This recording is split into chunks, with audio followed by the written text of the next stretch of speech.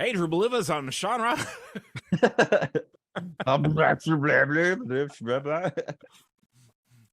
Hey, everybody, I'm Sean Robinson. I'm Carson Grubaugh, and this is Living the Line. And this is Stan Lee. And this is Stan Lee with his Watcher. Is that what he's the Watcher from the Marvel Universe on that? I think so, yeah. This was given to me at 2022 SDCC. When we were wandering around, we found that one particular booth that both of us spent a couple $100 at, remember? Yeah. Yeah. And they were like, you deserve something extra. Yeah. Here's a special t-shirt. And they're like, extra Oh, large. I do remember that. I Yeah. was like, no, medium or large. So extra large then? No, I'm just tall. That's just tall. I'm not fat. And then Well, I open it up, and there he is. there he is. Mr. Stan Lee himself. Well, that was almost a year ago now. Oh, we lost you. It's true. It was almost a year ago. The nominations for the Eisners actually just came out, bringing to mind the fact that we're actually only like a month and a half away or two, something like that. Yeah. And it's been a while. It's nice to see you again. We've had we've had a delay in what was going on because both of us have been dealing with massive amounts of crazy in our lives. Yeah. And it's good to have the gang back together. Well, maybe that's why I was so keen on talking about the book we're going to be talking about today, because you want to talk about massive amounts of crazy.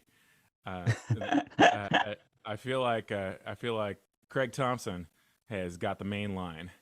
Yeah. To to interpersonal spiritual warfare. Yeah, after the reviews you showed me, which I think we'll be talking about, I don't know, we'll save that heat for the end of the discussion, I think, but it seems particularly apt that he got those reviews for this project, because I think at the core this project is about exactly the type of warfare that shows up in those reviews. So I know we're on limited time here, so you want to just jump right in? Let's just dive right into the flip through. So yeah, we were talking today about Craig Thompson's Habibi. This is an interesting book from a personal standpoint. This actually came out the same day that my book did in 2012. And I had been waiting for Craig Thompson's follow-up to Blankets for a long time, and I've been following his progress, which at the time was on his blog. He was blogging about this giant book that he was working on. And, he worked on this book for years and years and years. You think like when he hand drew this frontispiece with this this is obviously entirely hand drawn. Like it doesn't even look like he cut and pasted anything. No. So Absolutely. yeah, this took a while, I'm sure. Yeah, well, and it's a 700-page book. And yeah, as Carson's alluding to here, I mean, absolutely just nutty levels of commitment to it. And pretty interesting from a formal perspective, not necessarily, panel layouts and things like that, because mostly, he kind of goes back and forth between a 9-panel grid and full panel Eisner-like full page, spreads. Well, and kind of like these chopped panels and these the Eisner like no panel kind of montage layouts, I think, are really compelling. But there's a lot of formalisms in here too, revolving around symbolism that I think are really, really compelling. Right. And the story itself, I think, is also tremendously compelling and hooks up with his own interests. When you think about Blankets and you think about what Blankets represented, you have a personal story about his life and his coming to terms with Christianity, coming to terms with the idea of family, coming to terms with the idea of sex and sexuality, and that type of earthiness being a okay thing in this world, and all those things being integrated together with each other. And when we talked about Blankets, we talked about how the phrase Blankets, is represented on the front cover by his love for Raina, his girlfriend, who makes him a blanket to cover him and protect him.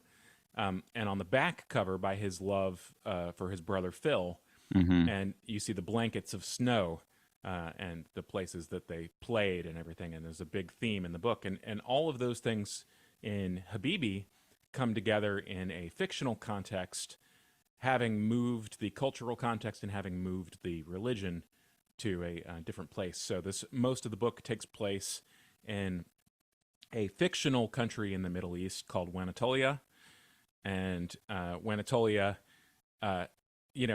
Carson already passed one of the first tells of the time period. There's a motorcycle riding by, and Well, that was something I found very. Before we get into that, I just want to note that like that thematic stuff you're talking about, he's so willing and able to take a theme and then get all like the blankets, like you said, he's able to kind of touch on all possible interpretations of those words, and of those symbols, that he builds up really complex and hard to parse works. I think like you can't come away with what he's trying to say more than what he's trying to investigate. And there's stuff like this at the very beginning right. where there's some system that he's operating on that he has done enough research about, like the way that the writing is constructed and the culture of Islam, that there's stuff in here I don't even think I understand fully, just from a symbolic level, much less a thematic level, because some of the thematic and some of the the symbolic stuff gets wrapped up. But I was very, very confused because of that about the time period. Like, right. I was assuming, just as I was reading kind of on first glance, I guess I ignored the motorcycle, Right. but it all feels very ancient. And then Mhm. you'll have these modern things incur upon it. And that threw me for a loop at first. I guess I ignored the motorcycle. It's not till they get in the boat that I was really like, what the hell? Yeah, so the motorcycle is essentially like, if you're there to look for it, you'll notice it, and that's basically your only tell for at least 100 pages, that we are dealing with in reality a modern time period. Yeah. But there's a kind of agelessness to the story because of his particular strategy here. And there are some odd strategies too. So, for instance, the story is not told chronologically, but instead is using that magic square as an organizing principle for all of the content, which is an amazing idea. And you really could only make a book like this with heavy use of rough layouts. You can imagine him sitting down and making 1,000 pages of layout and organizing his entire story chronologically, and then taking these and sort of ripping them up and saying, okay, well, where order should I actually put this in? And then, he might have even hit on this magic square concept later on in the process and then use that as an organizing principle. Yeah, and I don't see, that's where it's like I would have to really, really, like, he explains it, but I would really need to understand this better to understand his system. Like, we're starting here, and that assigns to the river map story and that chunk of time, and that there's just so much layering of these systems in the book. I think I'd probably have to do some of my own research and then read it like 3 times to really understand the whole structure of what he's done, which is wildly impressive to me. Yeah, and to say nothing of the art, the visual itself. And we touched on this in the conversation with Alex Ross, but there's a certain kind of moral authority for me that comes from having this phenomenal level of technical skill. Oh yeah, like essentially, like, if somebody can do the things that Craig Thompson can do visually, you should like listen to what he has to say. Do you know what I mean? Like, just let him do his thing. Yeah. right.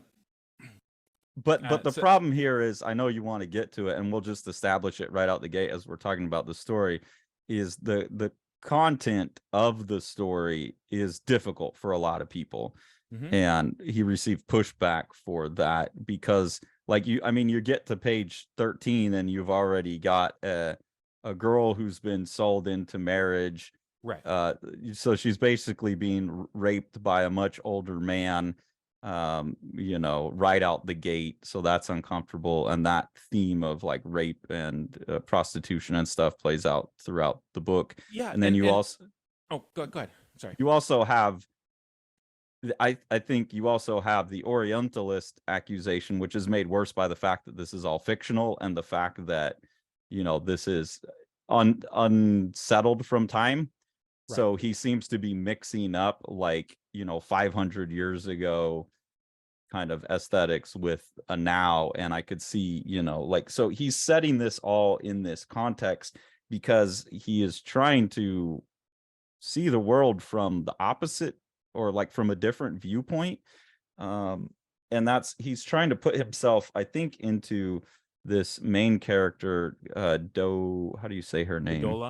Dodola, this girl here that's been sold. That you kind of are following her as she's sold, and then basically just fighting for her place in a world where women have no power.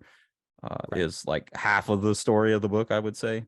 Yeah, it's a really good chunk of it, and contrary to what you might read in a negative first blush review of this, she does fight through the entirety of the book. This is a very determined person who does her best in the circumstances that she is given, and yeah, so she is sold as a child bride.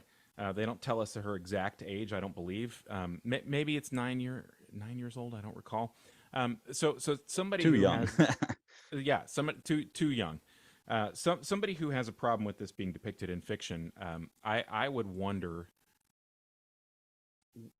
do they have a problem that this still exists in the world?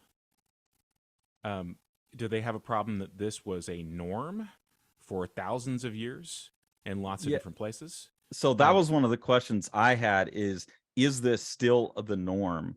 Or by making this fictional world, is he importing an older norm that no longer exists? That's where I could see the criticism getting a little bit more potent.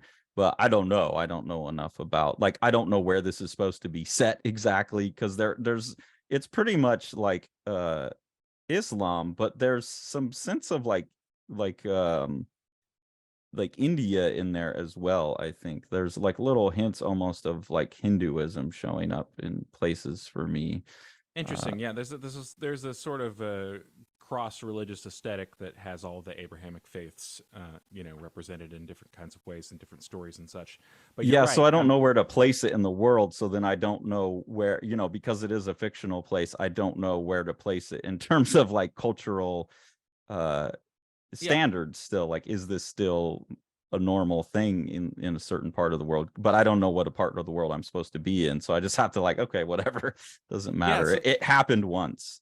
Right. So that's a good question. So if this story takes place in a particular time period in a particular country, then somebody could rightly say, hey, don't you know that Saudi Arabia raised the age of marriage to 14? Or whatever it is, right? But the fact is that this was a norm for thousands of years, and there are probably practical reasons for that being a norm. And horrific as it might seem to a modern viewer, you think about the practical aspect of essentially someone having a religious compunction against premarital sex. You're essentially guaranteeing a certain kind of, or hoping to guarantee a certain kind of like quote unquote purity by having somebody be involved. But I mean, also when everyone lives to like 35 at the max, like it's not that wild to get married at 13. Sure. And there's less to learn about the world. Like, right. I think when we go into like judging, the ancient Hebrews sold girls off at 11, it's like, okay, well, that was a third of their life. And like, imagine what we knew about the world. You could learn all of that by the time you were 9. Right. Like you didn't have to learn mathematics and physics and like how a phone worked. And it was, so yeah, I think some of that perception of like, oh, they were out of their minds for selling off 12-year-olds. It's like, well, you just don't, you don't understand the context of when this was happening. So right. Anyways, you get here, this is where I was like, wait a second, there's a boat But also a beautiful drawing. But here you get introduced to the other character who is Habibi, the titular character, who Right. gets renamed Yeah. So Sam. Zam. Habibi just means like dear one or beloved, uh, and so that's her nickname for this boy, who she has renamed. So he actually has a name that refers to his black skin, and he starts out with a name that is the same name as the child of Noah, who is allegedly cursed. Um, and is essentially like an explanation for the hierarchies that racism present themselves. Hmm. An explanation in in religious texts for what I the have that. I have that page tag okay, later, great. so we'll get to So that. so that's the name that he has as an infant, as a slave, and when she's taken into slavery after her husband is killed, her husband, who taught her how to read and write and taught her stories, and also, obviously abused her and, everything else. But, she had these positive things come out of this experience. So, but her husband is killed and she's sold into slavery, and she meets this infant who she renames Zam or Zam, which is a reference to a water bringer. And so Okay. he's the water bringer, and this Yeah. has some kind of resonance for her because as a child in the village, she was a water bringer herself, and she was, used by her parents and the villagers to. They would strip her naked and decorate her, and she would dance in order to Mm. bring on water. Oh, yeah, I didn't make that connection. Okay, this is going to be interesting because we're both connecting a lot of different stuff than the Oh, other, I think, which is uh, interesting. there's so much to connect. Yeah, I mean, there just is. look at this page on the right here. I mean, you can just see the way that he's just glorying in discovering a language that essentially integrates his cartooning abilities. Is visual, yeah, and Right, that's the power that her husband gave her is he taught her how to write, and when he taught her how to write, he gave her the power of story, right, and that's very important in this story is faith and faith in the story. It's something I've been talking a lot about in videos, like even things that are dumb, they're not scientifically explicable. You can choose to believe the story because it has power in your life. And I think right, that's a big part of this book. And then their faith is a lot of based around that the whole world is like God's story. And so tying the visuals of the language to the actual world has a lot of power to it. And his explanations of how that plays out, like here, where she's teaching Zam what the letters are, how they're constructed, I mean, it's totally insane how this, right? yeah, Like you look at this page here, how this is constructed, and that this is legible to people, like that this is first you do this bit, and then you do like this is in the name, and this is of God, and this is the merciful, and this is the compassionate. So you see those stacking, and then he shows you that those can take on different forms, and that this would still be legible to people as the same yeah. word in these different pictorial forms is totally wild way to think about language to me. But you could see why a comic artist would be absolutely obsessed with this is words and pictures being the same thing Right. in a really complex way. And he's tying that to God creating reality through language, that language instantiates itself into form. And that's a huge through line in the story. Right, and this is also paralleled in the use of story when he presents these little, whether it's a hadith or whether it's, actually from the Quran. He presents these, or sometimes from, the like the Torah. He Right here is presents, a good example of yeah, that. he presents these stories, and he's essentially inviting you to see the story inside of the characters that he has created, Yeah. um, inviting you to see whether it's affecting them through their belief in the story, or whether um, it's actually playing out, in a way that they don't understand, which both happen throughout the book. Uh, Yeah, and he's talking about the way that story both unites and divides us, and that's very clear. Like, it seems to be one of his main intentions going in is after Blankets, which was autobiography from a male Christian viewpoint. I imagine that a lot of the pushback he got was like, well, autobiography, boring. It would be nice to see you write a story. Like, you had the basic white male experience, like, like that. One of the things that was so enjoyable about Blankets' is autobiography was it was so close to my life, I could identify with it. Sure. But that's all. So the failure of it. So you could see why then he's like, okay, well, as a Christian, I'm going to go explore Islam, especially when was this book published? Like 2012. Yeah, so post 9/11, Mm-hmm. the vilification of Islam in the West, as the terrorist. And so him to go out and like, I want to know about this. And then also like look at like on this page, it's like, well, this is the story as told in the Quran, and this is as told in Genesis. Right. So he's saying, look, this is all Abrahamic religions. We're united. Why are we divided? But then he's also showing like they do take different lessons from it. This is a revision of, or I think it's funny, Right. a lot of the people accusing him of Orientalism and cultural appropriation. It's like, whoa, whoa, whoa, wait a second. Like, then you have to condemn the entire Islamic religion and Right. all of Christianity of appropriating Judaism. Absolutely. You can. There is a certain viewpoint you could look at.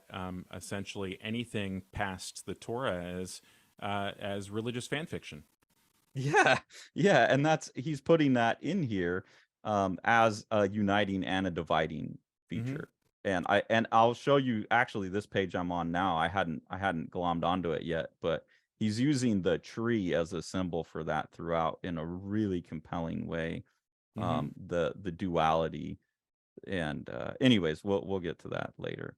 But Yeah. I did see here he's doing look at that amazing drawing of this big market here. But also I get why people are uncomfortable. Like, this is a book that has rape, it has sale of human beings, it has slavery. They're sitting here being like, oh, we have charcoal, cinnamon, shiny prune, chestnut. Right. He's dealing with a lot of really, really uncomfortable things, but Yeah. the world's uncomfortable, man.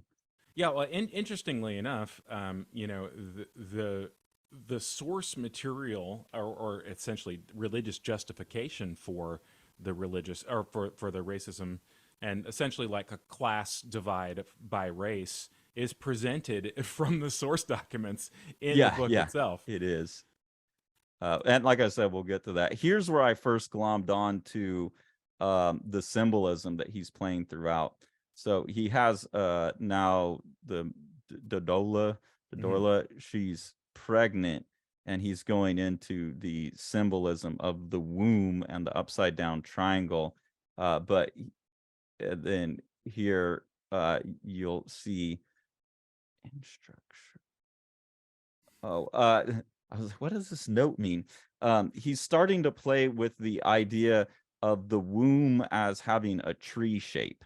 And then Right. he later connects that to the shape of an apple. Like, if you look at the tree underground and above ground, and then an apple core, you have the same symbol. And then he also connects that to the standard kind of religious symbolism of the downward triangle for the female and the upward triangle for the male. And then he puts that here in a really interesting and instructive way. And again, I'd have to see now, to me this looks like from more of a Hindu like type of flower structure. So I don't know what the symbolism here is, but he's got all of the 9 months of the reproductive cycle. He's connecting that to the letters in his little magic square, and he's situated the womb within the downward triangle, which is 3 Right. of the 9 magic squares. It's just really symbolically complex and compelling. And they hit it over and over and over again. So Zam is represented by the upward triangle, and there's a part Yeah. where he points out the physics of the downward triangle being balanced on the upward triangle, Hmm. as essentially their relationship being imbalanced by her being the leading or dominant figure when they're both grown. Yeah, And there was a sense of inversion in here that like the yeah, the female triangle being on top like that is somehow less stable. wrong.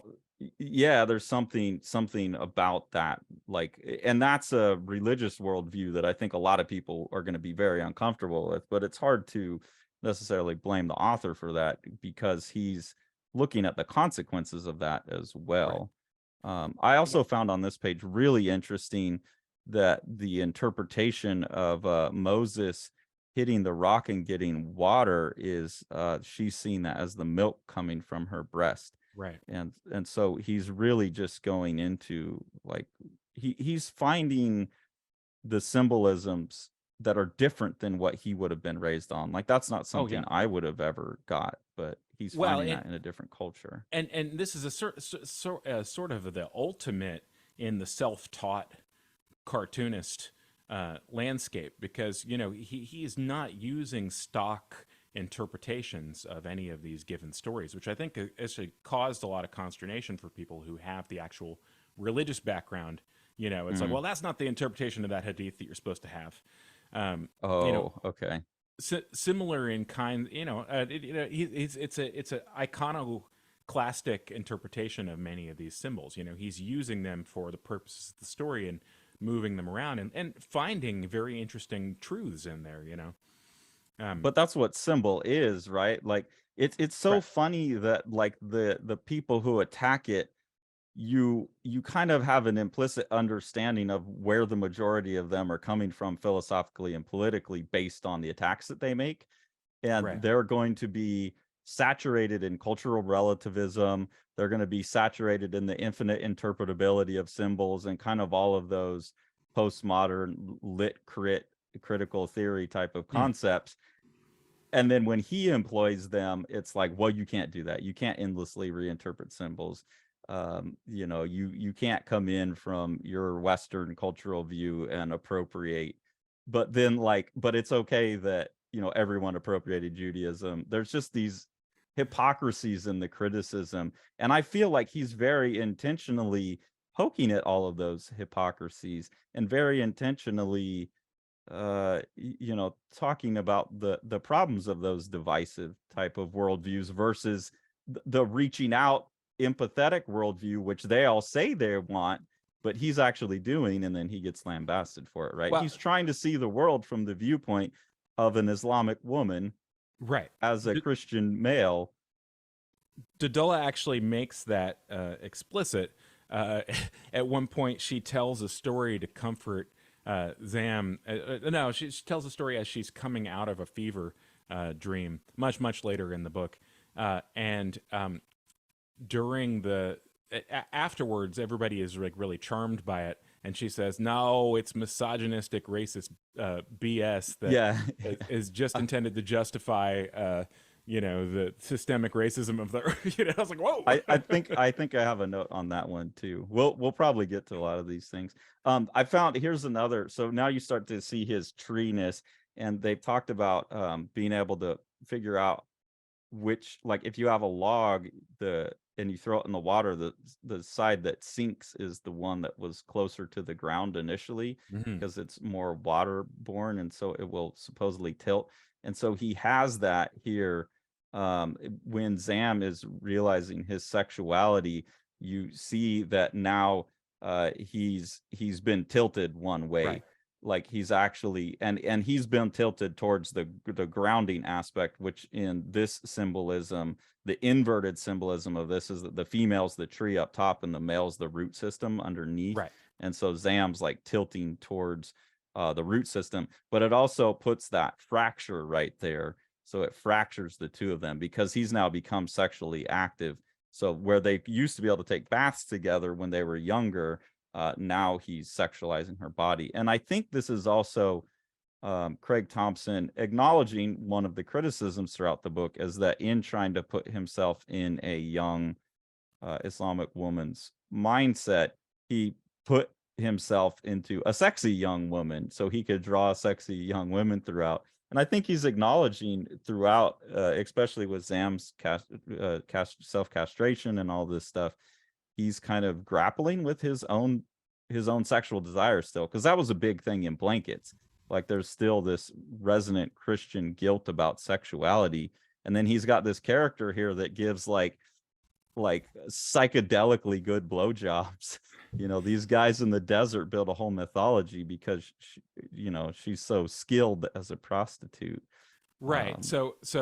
Taking it back to the story, she essentially manages to escape with Zam and take him, and they find this boat in the desert, and they have caravans that essentially go by, and she sort of stumbles into, oh, I can exchange these things that I can give an infinite amount for the food, and that we can live on the food.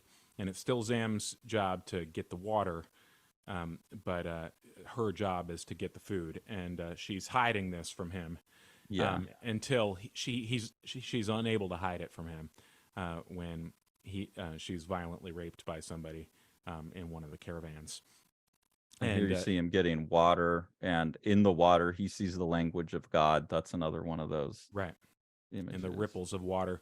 And several times he's aided in finding water by a snake that makes the symbols of the magic square in the order that they're presented.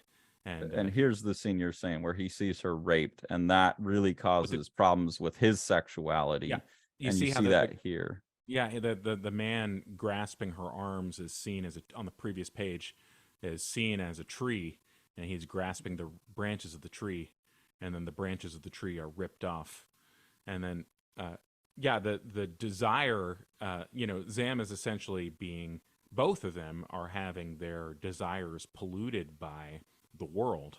The world has turned their natural desire and their natural essentially gift from God into something that is dirty and traumatized and rooted in trauma instead of, or brutalized by trauma. And over and over and over again, this is implied as a metaphor for the way that human beings spoil all of the gifts of the world.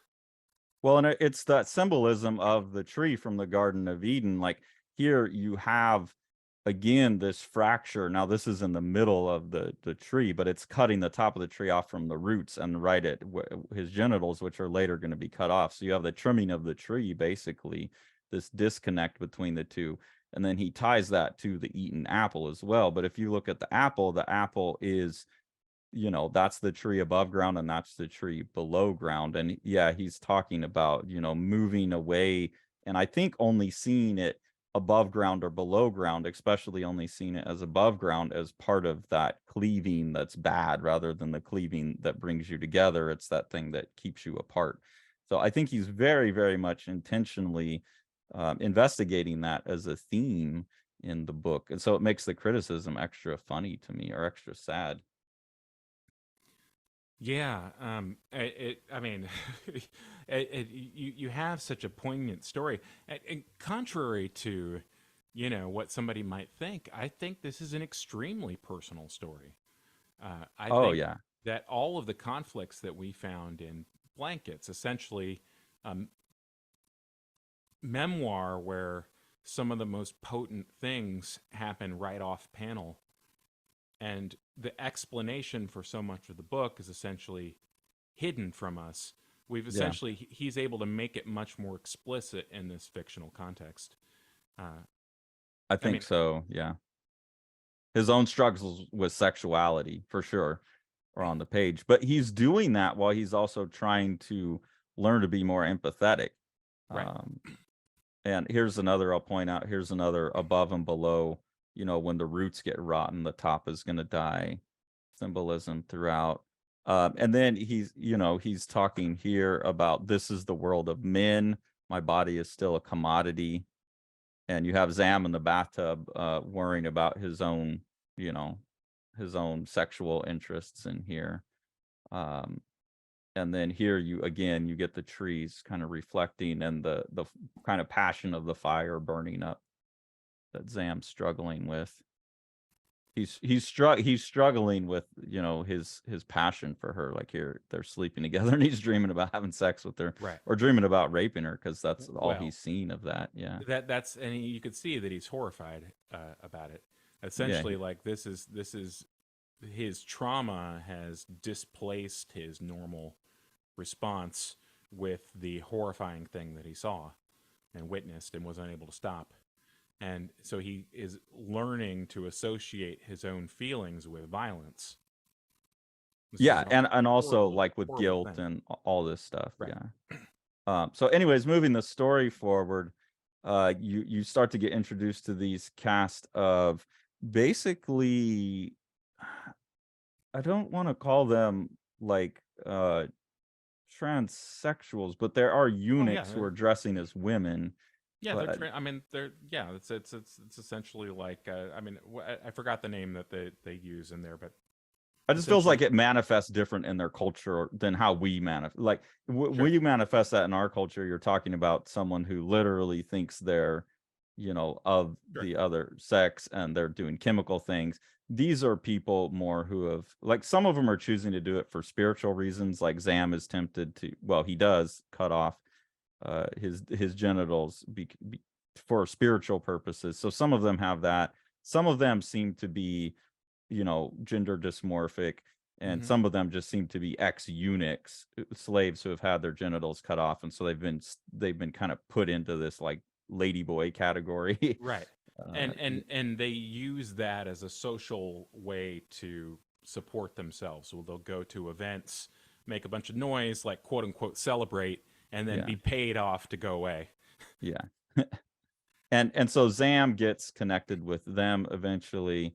The meanwhile, the Dola gets basically trapped and sold off to this Sultan character, and he has heard the legends of her Guk 3000, and he wants to experience it for himself.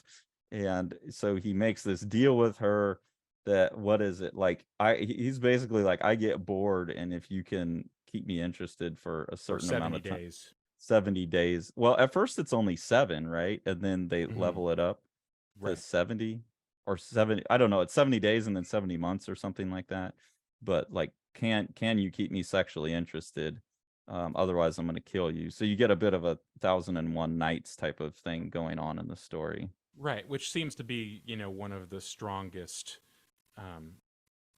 sources of the Orientalism. When I say Orientalism, by the way, I'm specifically referring to the aesthetic and art movements of the 1860s, 1890 to 1890s, like that period of stuff. Somebody like Beardsley would fit in to that as well.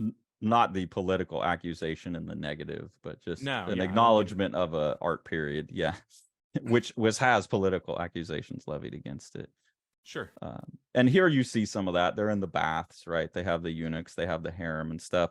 I do think as she's coming into this world of the harem, it's another thing that we've been talking about a lot with AI and just with all the stuff we've been talking about. But she's finding out that expediency causes simulation, and that there's a problem in that. So she says, I need to get out of this place. And this character says, the outside world no longer exists. Like, she's been brought into this palace where it's like, why wouldn't you want this? You get to lounge around in baths all day and you get fed, and like, yeah, you're a slave, but like, I mean, come on, as long as you don't got the Guk 3000, like the guy's gonna leave you alone for the most part, and you just get to, like, this is the world we're headed towards, where we're all just taken care of and we live luxury in a simulation.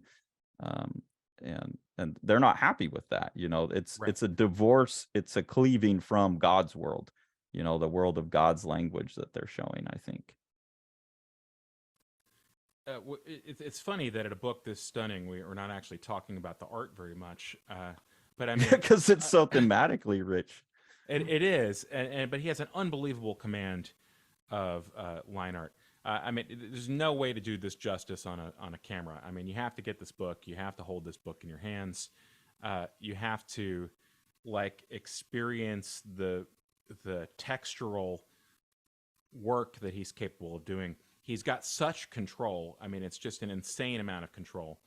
Look at this background here behind the Sultan. It's just like, well, and the cartooning, it's not just the surface level control of the brush, which is very Eisner. And then you said he's a big fan of Blutch, which, having read some Blutch stuff, now I see it. But it really is like the Eisner fluidity with the Blutch kind of ink slinging Right. Yeah, the buildup of texture, but that posture, his compositions throughout, his use of silhouette, you've really turned me on to Yeah. silhouette over the couple years of doing this. His use of silhouette throughout is stunning. And the Eisner approach too of where you're almost looking at a play in certain kinds of angles and approaches, but Mhm. then you'll have a breakout where you're seeing, I mean, it's almost like a little stagey in certain kinds of respects. You're about to hit a magic carpet nod on page 216, where she briefly jumps on a carpet and quote unquote flies Yeah. for 2 panels. And It's like, that's where I can see like people are like, "Oh, come on, really?" And then you're like I said, you're kind of mixing up a few different cultures, like Eastern cultures. I think there is kind of a mix up of, I don't know, like, I guess the jinn is part of the Islamic mhm. tradition, but I associate it more with other traditions. I don't know. That doesn't seem, maybe that's just my own cultural ignorance there. But like, I never thought of Aladdin as like a Muslim story. It seemed like an Indian story to me. So, but I know those culturally, those religions get all mixed up anyways. People are practicing those in India as they're, practitioners of all those religions. But it makes it seem a little unclear to me. Like moments like this that kind of refer to Aladdin is a little bit where you could see people being like, okay, buddy, you're just living out like your Eastern Orientalist fantasy because you like the way that the architecture looks, you like the way that the language looks. I could see where that unsettles some people, but we could talk about that Yeah, I'd world be curious ethic what, later. like I've said in the past when we've talked about certain kinds of things. I mean, I'd be curious as to where somebody draws the line. Why is Moto Hagio? Why is it fine that she draws Heart of Thomas that takes place in a German boys' school? Uh, about gay boys in a German boys' school, and she's a Yeah. Japanese woman. But Craig Thompson can't write about a fictional country dominated by Arabs with a primarily Islamic culture who have African descended slaves. Well, their answer would be because he's in the privileged position and she wasn't, so it's okay for her to. I don't know. There's like a punching up and punching down, even though there's no punching happening. But yeah, Yeah, and even though one person grew up in poverty and the other person grew up in, standard middle class, yeah, I mean, I guess your lens that you choose to see that kind of privilege, if I can use that word without scare quotes, yeah. it is entirely dependent on your own politics, then, which makes it less a device for actual analysis and more a device that just tells other people what your personal biases are. Yeah, and I think if we have time to really dig into that at the end, I have a lot to say on that, but I don't know. Some educational stuff again, showing their systems there. They're kind of alchemical, symbolic systems. I think they're very educational and gorgeous, and like I said, it makes me want to learn more about this. I'm more familiar with like Hebrew numerology, but there seems to be some overlap between how the language is constructed here and how Hebrew is constructed, that it has numeric values, and that seems to be part of that little magic square. And again, you get some of that interest here. Notice he's using the hourglass now as the apple tree Mm, symbol. interesting. I missed that one. That Um, symbol shows up throughout over and over. yeah, it does. It's an amazing, how flexible it is. I was just noticing another uh, version of it as you were flipping through. The place that they escape when they're first slaves as children is they slide down, essentially, like they find themselves in a sewer and they see Mm, this tree growing in the in the sewer system, and yeah, they yeah. only see the roots, because the rest of it is all above ground, unavailable to them at the And the time. roots are poisoned, and then the Right. tree, he has the little dying tree. So here now she basically, that one where we were talking about his art where you have the Sultan standing there. She basically failed her initial quest with him, which is to keep him sexually pleased for 70 nights. And he makes it 69 nights, which is funny in and of itself, the kind of implication there. But then fails to please him on the 70th night. So he's going to kill her. And then she makes a bet with him that after 70 months, I think, or another Mhm. 70 nights, I forget the timeline, that she could turn water into gold. And she's basically doesn't have an answer for that until right towards the end. She convinces all of her friends that she's made in the palace to screw up the plumbing so Right. he doesn't have water, and then he's so thirsty that he's willing to trade her gold for water. Right. And she's like, hey, I pulled off that trick. So it shows all of these awful things that happened to her, but it does also show her become a strong female lead character. She is And resilient yeah, through each one of these situations. and Um, intelligent as hell. yeah, absolutely. And the implication once again is that essentially the world that they live in, this like world of consumption, is the thing that is against her. That she must be wise and fight and do all of these things because she's plagued by a world that wants to consume her. Yeah, yeah, for sure. And likewise, Zam is also in the same world. So now we've spent a long time with her in the palace. We pop in and out of Zam's story, and there's a lot of back and forth time-wise too, like you said, is jumbled up. But then we basically jump back for a big section into Zam's story. So once we get to her building up to her playing the trick with the gold, then we jump back to Zam and we get his story into the same palace. Starts with him coming in and becoming part of this group of ladyboy eunuchs. Right. And he has And to be unicized in order to be part of the group.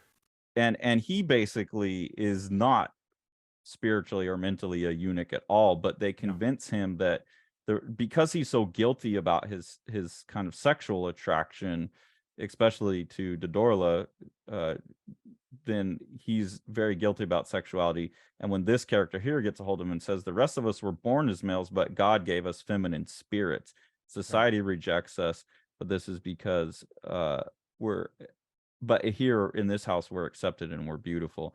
And I think that's interesting that they make it a spiritual thing, because I do think you really do have to have a spiritual worldview to find transsexuality like a thing at all. To me, like, you Sure. have It's to a assume religious. that someone Yeah. could have a feminine soul in a masculine body, which, as someone who doesn't believe in souls, just doesn't make sense to me. um and so that they're putting a spiritual view on it, and then that Zam gets sucked into this, that he's not just, multiple times throughout they talk about him not just being a physical eunuch but a spiritual eunuch, and that he's basically trying to rid himself of sexual desire.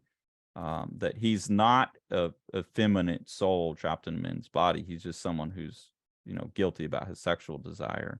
Right. Here, like, here's how they did it. They cut his dick off, burnt it, and then had him in the hot sand for 5 days in a row to heal it. Right. Absolutely horrible. I mean, and he doesn't he's not really capable of consenting to this because he doesn't actually know what the procedure is. He's just told that he's going to do the thing that he needs to do in order to have it happen. And Yeah. it's really a tragic kind of thing. And you figure out pretty quickly that all is not complete with him. He still seems to have desire, and he still seems to have some amount of function to whatever's left. Well, Um, and even this, like, here, now he's trying to make it like a caretaker thing. right, I will provide for you. No, I still love you, but it's not sexual. I'll provide for you. right, But at the same time, he's sitting there chopping a cucumber up, which and is like the yeah. best visual right Well, then, after he. and her legs are being chopped up in his imaging here with all the djinns, Yeah. grabbing her and biting her and eating her. I mean, it's just absolutely And it this poor his kid who just had his dick cut off, right. chopping this cucumber up. And And then here's yeah, you get the symbolism of, like, they cut the tree off, right. and But the roots are now, still there. yeah, The roots he's are still still the there. masculine energy. Yep. He just has no female to connect to now, and he can't. And Look at that and lettering, by the way. yeah, really Just something notice else. that. his use of symbol is so strong. I mean, I think if there is a weakness to the book, it might be the fact that he's so aware of everything that he does that he can't resist showing it to us so often. Um, Like I here you get this symbol again, the top of the tree symbol, but now it's like an ejaculation and the right. blood coming out, and you get it coming up as the water, and then you get the head coming off, and then you get the head being squished here. So you get the repetition of that symbol 3 times. Yeah. So I mean, I think if there's a weakness in the book, I think that the desire to make these things explicit. I mean, it's understandable. I mean, look at how little people seem to have understood about the book, even when it's explicit. You know. Yeah, I Um, wouldn't say it's a weakness of the book. Or I would go the other way, is that he's so intent on these symbol systems, and he seems to use them for what he thinks are very clear purposes. But the problem with these systems is they're multifaceted in their interpretation, and so I think he's using that to his advantage, but also it works to his disadvantage, where yeah, people don't understand explicitly what I think he thinks he's saying very explicitly, because the right. symbolism's not as clear as he might think it is. Well, symbol is unwieldy. I mean, symbol. You know, I mean, he's using these things for very personal reasons and reasons that are personal to the characters and things like that. And that same thing applies to other people's interpretive abilities. And so they're slippery. You know. Well, Uh, symbols both unwieldy and wieldy. Like, the reason we use it is because iconic imagery is the least wieldy thing. It's the most direct, but because of that, because it's so generalizable, it also is the most open to interpretation. And I think he's playing with that because he's talking about cleaving, which is cleaving to and cleaving from.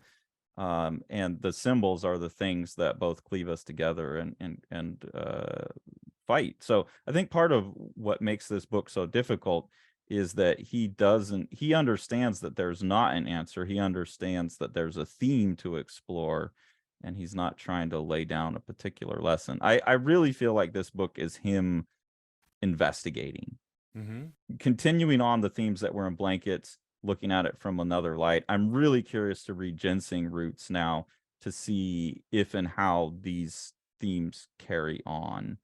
Our Uh, promised next Craig Thompson video. yeah, we're building. Yeah, I haven't read that yet. But anyways, story-wise here, now we have Zam. As a eunuch, he's now worked his way into the castle. So he's basically a slave in the castle that Dildora's also in, but they haven't seen each other yet. But basically, when she screws with the water system, his role as the water bringer, which you pointed out, Right. I mean, I got it, but I didn't realize his name suggested that. I didn't pick up on that. He's sent out to go get water for the castle, and at that point their stories resync up. And he's basically comes in and accidentally foils her plan, but Right. also gets to see her, and then is tasked with killing her. And in that moment, they realize who each other are, and they escape together. And so they jump, like, in this, and you talk about his rendering and compositional Yeah. abilities. That drawing is a hell of a drawing right there. He picks each of these textures and then implements them in the same way that you might just take like a red, you Yeah. know? Yeah. Like look at the texture on the far left and the texture on the far right are identical to each other, and then above the surface, the dry brush that he's used is the same on both sides. And then Yeah. he's got that floosh that almost literally looks like sploosh. He might have actually lettered it out on the top there. Yeah, I think Sploosh. it's sploosh. Um, Sploosh. so that is has its own downward line water form texture implied in there. I mean, essentially, we've got what would you say, like 6 different Yeah. textures or patterns on this one page, each You, one contributing to the semantic meaning of it. You know, yeah, and then also, like, basically what they've done is they've tied these women into these bags and put right? rocks and then chucked them into the river, which we're gonna see here is just an awful like mire of muck and shit and trash and Right. feces that they've been thrown into. And this character here, this fisherman who goes and fishes in the muck, has saved them. I'm jumping ahead now, but Yeah, his name is he's Noah, yeah, and this chapter actually starts with the story of Noah and talks about, the flood of the earth and Noah's unfaithful wife, or was she faithful, and did they let the animals have sex on the ark, etc.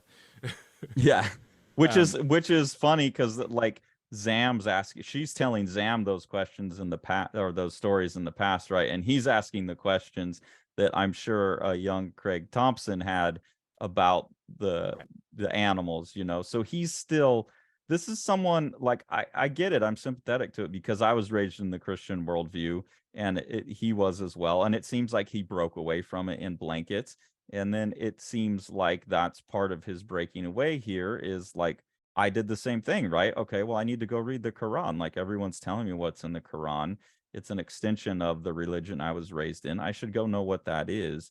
And then he's processing that in the story. And so I do think you get very personal moments like this where these are the questions he had in Sunday school where they were like, Craig, stop. right. You know, like an artist is going to have those questions because artists are open and curious and we don't just take things for granted. Um, so yeah. Anyways, back to Noah. Noah has saved them.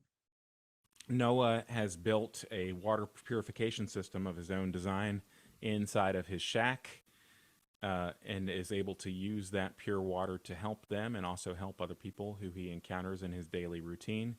He is an optimist at heart and possibly a little bit like mentally touched by something. He's a bit And touched. and that sort of devolves for him, um, when essentially he's taken advantage of, and sort of loses track of what it is that he's trying to do. Some of the most stunning artwork in the entire book happens in this sequence. I don't know. Yeah. I would bet that he did this in sequence, because when you see a page like 451, um, it's a level of skill that is so far beyond anything that he's ever shown before this. I think this is the result of the work that he did, everything leading up to that. I can't imagine. I mean, I just can't imagine putting Just the amount of detail that he puts into it. Yeah. But still pulls it off like without it being overwhelming. They're still compositionally sound and resonant and stuff. right. Yeah. It's Exactly. just it's the art in this book is unreal throughout and it keeps getting better. You would think at the end of a 700-page book you'd be burning out, but yeah, he just keeps gaining steam. So in this we get to the point that you were talking about earlier, that the racial structures have a mythological, and I didn't know this. Right. I had no idea that this was built into the Islamic religion. I don't remember any suggestion of something like this in any of the readings of the story of Noah when I was a kid. But it is saying that from Noah's 3 sons, all nationalities were born. Shem, the olive-skinned one, so you'd be talking about like Middle Eastern culture. Japheth, the fair-skinned one, so like Caucasian, and then Cam, the dark-skinned one. And on this page they show, look, so there's the 3, and then they show kind of how they play forward, and he links that to the tree. So Shem is the father's favorite, so he's the kind of Middle Eastern cultures, remain closest in heart and geography. So he kind of stayed at home, right? He was Right. also the most spiritually attuned, and from him all the prophets have descended. So you're having the below ground, the roots of the tree comes from Shem. And again, I think that's an inversion. I think most typical religious would put the sun as the source of, rather than the Right. earth. So I think this has a bizarrely like pagan flair to it, that Mhm. he's connecting it to the earth rather than the sun. And then he puts Japheth, the kind of Caucasian white, was the craftiest, and he was blessed by Noah to expand. So he's like the conqueror. His children multiplied in number and power, and then he's the tree. He's the above ground. And then Noah cursed the offspring of Cham to forever be the servant of servants to his brethren. So that's like the religious justification for what plays out in the story, that even Dodola, who's a servant, has a servant, and that's the black is the servant of the servant. And then here you have Cham shown carrying the trees.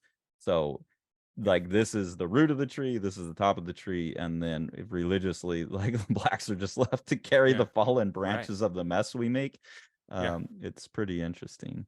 Yeah. And then sorry, go ahead. Wanted to say that this is not soundly biblically based, but there are many American Christians who regard that have basically this exact same divide.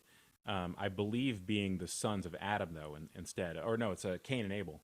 Cain and Um, Abel. yeah, Oh, and okay. That the mark of Cain is the black skin. exactly right. So that's an interpretation that's been is at least as old as America, and has been used to justify racism and slavery in a religious aspect since at least the birth of America. Yeah, So I'm I've not heard sure the that before. origins of that. There's nothing that suggests that in the texts themselves. As someone sure. who's read the Bible through like front to back like a book, not a number of times. That's not in there. So anyways, here we go back to his what I consider his overriding symbolism and theme in the book. Here again, now what am I looking at here? This is like how lenses work, right? Where you focus the light and then you refract it and you flip the image to the other side. That's what this diagram is, I believe. It's the refractive property of a lens. So again, you get that apple core tree above, tree below. And now he's referring to as you pass through the bottleneck of the lens, you're swapping, so you're inverting the image. Like, because when you go through, like in your retina, or when you go through the lens of your eye, the image shows up on the retina backwards. That's what lenses do. Right. So I think he's also acknowledging in that he's inverted himself. He's trying to see the world from the opposite viewpoint. He's acknowledging the positives and the negatives of inverting your viewpoint, having things show up upside down. And then again, symbolically, I think that's where I disagree with you that the symbolism is biting him in the ass, because I think the symbolism, he understands that it's so kind of multifaceted, and he keeps coming back to it to show you the next facet, the next facet, the next facet. And that's where I think the book gets less determined in what it's saying. It's got a theme, but it's not saying something exactly. And here's it's racist, misogynist, vilifies the descendants of Cham. Right. She says this in response to a story that is essentially awoken Noah from his craziness. Yeah. And enables him to help them again. And she throws up and sees God language in her throw up too. Right. But yeah, there's this whole story here about the yellow fish being the Jews, the blue fish being the Christians, and the white fish becoming the Muslims. So yeah, the idea of story as both the unifying and dividing factor, I think, is another thing he keeps cycling back to, right? It's the thing that snaps this guy out of it and saves it, but also immediately is recognized as this thing that enslaves people. Right. That the power of story goes both ways. This is just unbelievable spread here. Carson, I don't know if you noticed that the blanket from blankets is on this pile here. Oh, no, I didn't. Like, you really could right here, huh? Yep. Yeah. So I really do. Yeah, that convinces me even more. I really feel like, I don't know, I'll have to read the other one, but I really do feel like these two books go together, Blankets and Habibi. And I think people seeing Habibi separated out of that context are maybe missing some of it, and that could be part of the problem here. Here he is. His short diary journey book, I think, is the link between them as well. At least we'll have to read that then as well. Because obviously his work is fucking amazing. Yeah. So I want to read all of it. But here we come back to the womb and the snake, the precariously balanced triangles, all of that symbolism. He's linking that to his little square of 9, and continuing to look at that. And then I don't know if I have it marked, but eventually he shows the more stable position, which is the Star of David. Right. The integration. Yeah.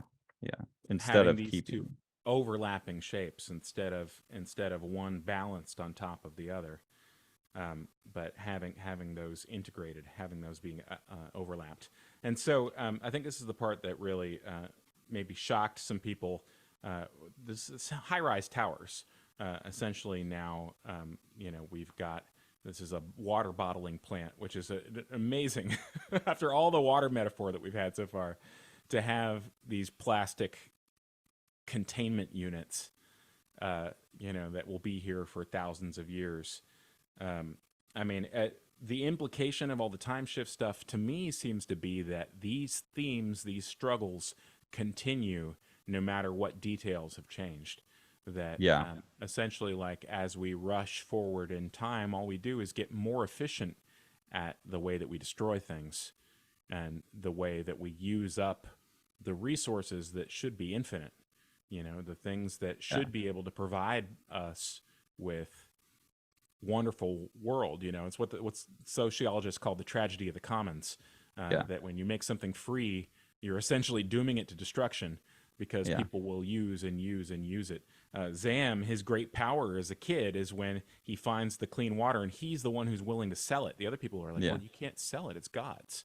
Water is God's. And he's like, well, that water might be God's, but this clean stuff, this is mine. Yeah, I got it. God didn't give it to you. Well, and it reinforces the earlier thing about expedience leads to simulation. So expediency always disconnects you from the source, basically. Right. The wellspring, right? That water is no longer directly coming from the wellspring. It's being filtered through the simulation. His top and bottom kind of metaphor is still playing out here with, like, this being a receptacle that's only on the bottom, kind of just receiving this water rather than a full system. Right. There's a lot in it. And so basically they've escaped and now they're living on their own. Noah's helped them. They're living on their own again. And Zam now is the provider. So the roles have been inverted to their, quote, proper man as provider, like, kind of right. But role, I think, is his suggestion. But that is not enough. Because what she wants is unity and integration. And she wants Zam to give her a child. And she doesn't know that he's been made a eunuch. And so they're living in this high-rise apartment that is like half constructed. And they're making this home, but she doesn't have necessarily anything to do. She's looking for some way to integrate them. And she thinks that him giving her a child is the way that it's going to be integrated. But he says, well, no, it's not going to happen. Well, and also here you see him shifting the symbol. Now he's uninverting the symbol from the hourglass, the tree, the less stable version. Now he's putting them like the downward triangles below and the heaven is above. And so I think there's a very religious thing in there where it's up to this point in the book. And I don't know where Craig Thompson falls on this, or this is what he's trying to say, but now they're in their proper spot and it's more stable. And that actually syncs up, I think, with a lot of what both you and I are familiar with from Dave Sims' work on Cerebus, where he always has this kind of female deity trying to prove her equivalence to God, and like he did that. Like, I get the idea of inversionism from working with Dave, and it seems like this whole story is like an inverted of those two until this moment. But that could be something I'm mapping onto it, having dealt with Dave for so long and been so familiar with Dave's work. But it's really hard not to see that in what he's doing here. And then immediately rejecting that in favor of the unification. That either one of those two is a divisive, like it's divisive, it's divided. There's either the two tips or the ground is separating it. And so he makes the argument like, okay, throw all that aside. There is no proper top and bottom. Right. And then you get this explanation of like kind of the sacred geometry as a woven pattern.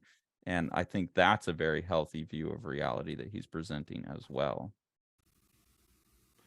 Yeah. And then we have essentially the rest of the story play out to how they have resolution to all of those existing problems. Like, how can you integrate if one of you is a eunuch? Is there some integration that is left them? And I think we get some answers on like page 628 here. I'll point out again, we have that symbol here of his hat and the bowl, Right. and now they've inverted, and he says, "I provide for us now." You wanted to see 628. Here we have the Yeah. baby cleaved in half. Let's see.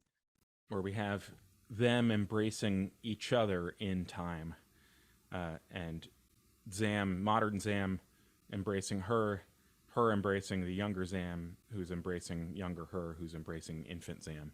Yeah. And this seems to be the unification that is possible with them, given the limitations that they have. But they actually do manage. They manage some things here. They manage some things, some very cool things. And then here he says, "You always tell these stories. What about writing your own? I'm not that interested in myself." And I think that's a response to like what he knows this book's going to be too. Like, I already did autobiography, man. I'm not interested in myself. I'm interested in seeing the world from someone else's perspective and seeing the complexity of how these things intertwine. So yeah, I think it's really smart, and I'd have to go back and look, but I think, did she do a lot of work with a bowl early on when she was a provider?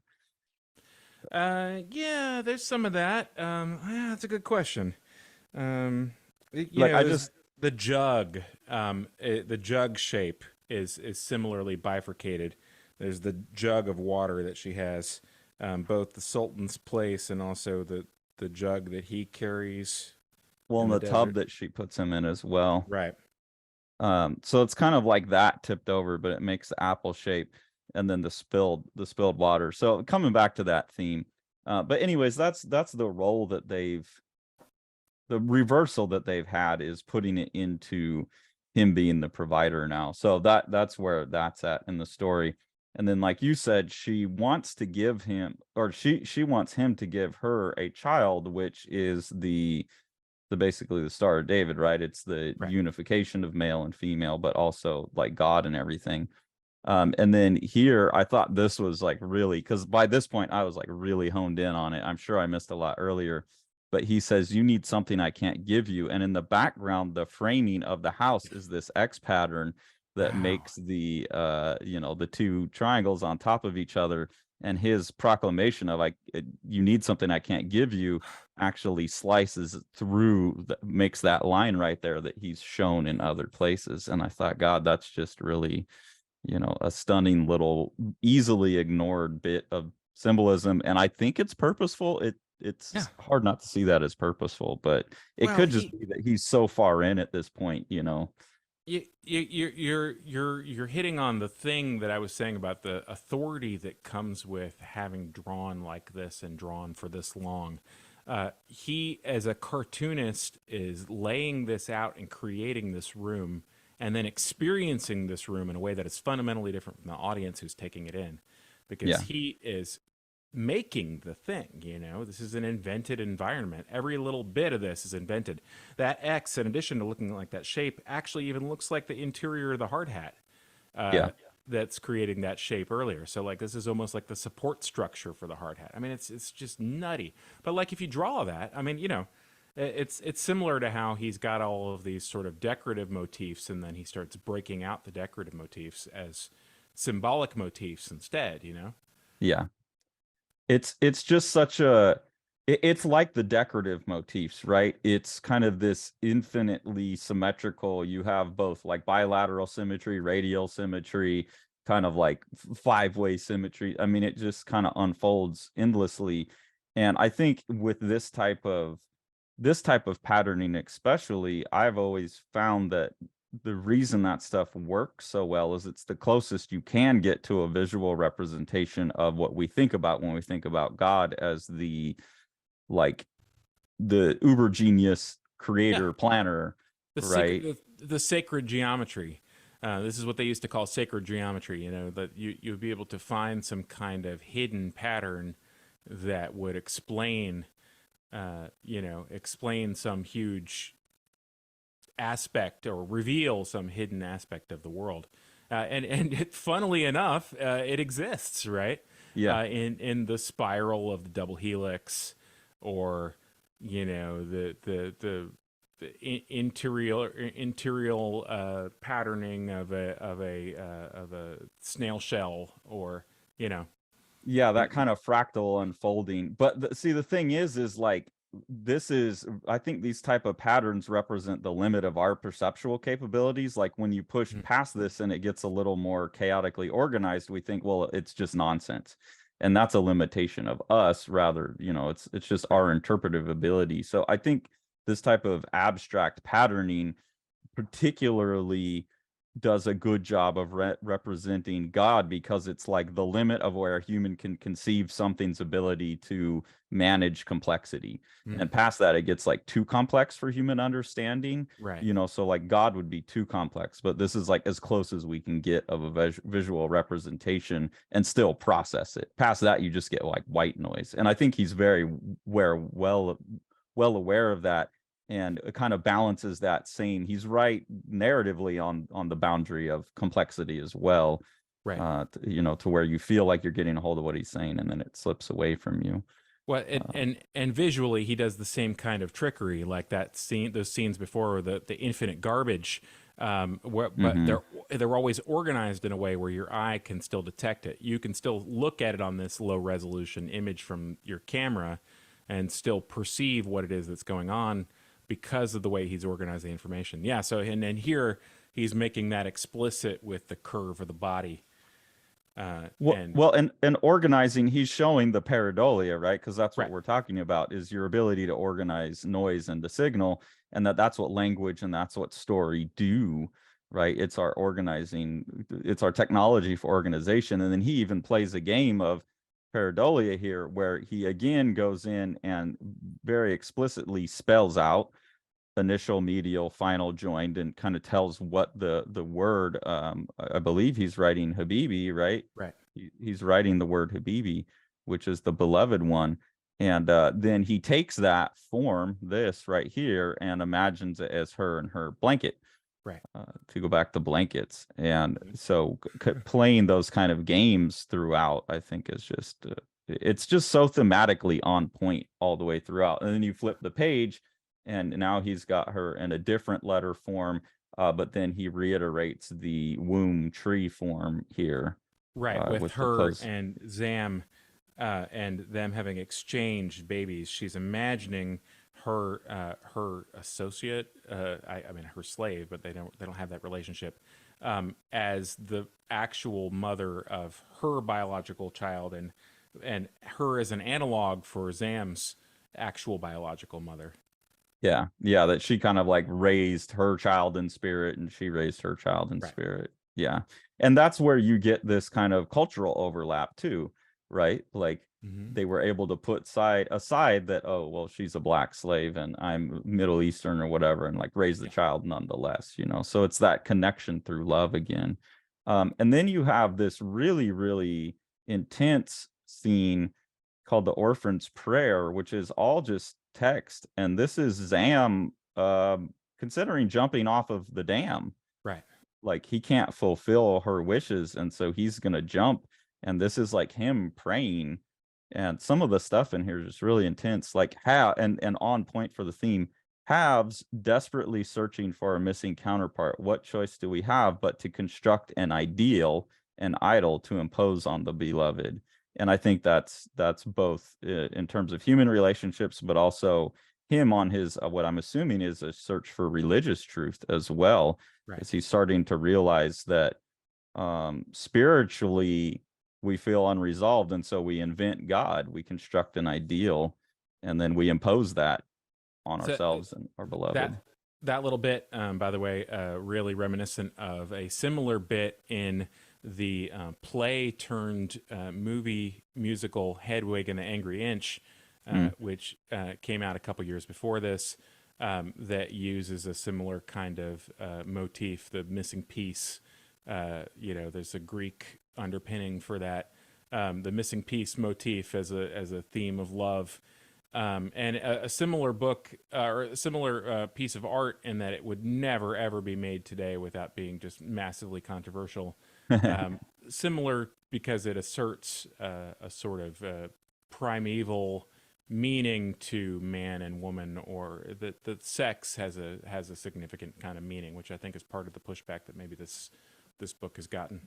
Well, and when you're speaking about the pushback, I think he acknowledges it in here. I think Zam is a stand-in for his own lust, that he's grappling with in the book as part of his religious struggle. His sexual nature is part of that. So a lot of the accusations in the reviews that we'll look at in a minute about his just kind of sexualization of the main character, he understands that and acknowledges it. He says, I searched for Dodola in my own femininity. That's supposedly Zam talking, but it's hard not to read that as Craig speaking as well. I claimed I wanted to be closer to God, but again, in my blasphemy, I meant Dodola. So he's calling himself out, right? Like I said, I was going to do a book about a search for God, but really I made this like book full of naked images. And this is him at the end, like grappling with that. Yeah, I think, you know, he's calling himself out there in a way that we can talk about in a minute. And then at the end of the book, there was a page you wanted me to look at the end of the book. Well, I mean, the whole thing, the whole resolution is just tremendous. I mean, she essentially forgives her first husband, and reveals sort of the source of her nurturing, in that she saw him and perceived him as a child. Yeah. And saw and perceived his weakness as a vulnerability. And that is the route or the gateway to true understanding. And love, right? Empathy. Yep. And also, like, it's I think what you mean by the true route is the forgiveness, right? Right. Like when you can understand, like, look, someone did something wrong, but you can have the empathy to like understand where they come from without necessarily giving them a pass on it. Yeah. I think that, yeah, as part of the lesson, you know, like if you want to reconnect those triangles, like you can't put up your own barrier in between. Right. And I think that's a huge part of the message, the symbolic message that he's building here. I love on 615, right, how she sees the modern people walking by her, and she takes off her, you know, headscarf. She feels comfortable doing that. But then the very next page, when she sees the leers and gestures of the people who were ogling her in the street, she puts it back on. Yeah, and that's one of those funny things. I think, you know, when we go talk about the criticism of the book and the hypocrisies of it, that is one of these inbuilt things where you see, you know, like people who would typically be feminists, now are like, oh, well, now you're an Islam phobe. And it's like, but within a feminist critique, you'd want to critique the culture for, yeah, making women dress like this and everything that's been in this book.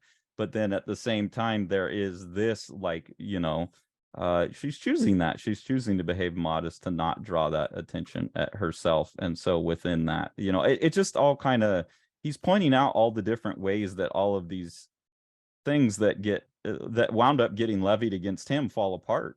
And I don't know that he could have predicted any of that, but he explored that theme so thoroughly that it's pretty funny to see that. Sad, but, you know, I think people are missing the point, but also, you know, funny.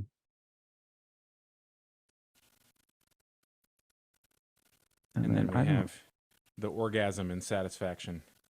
Yeah. They find a way to make it happen. She essentially educates him.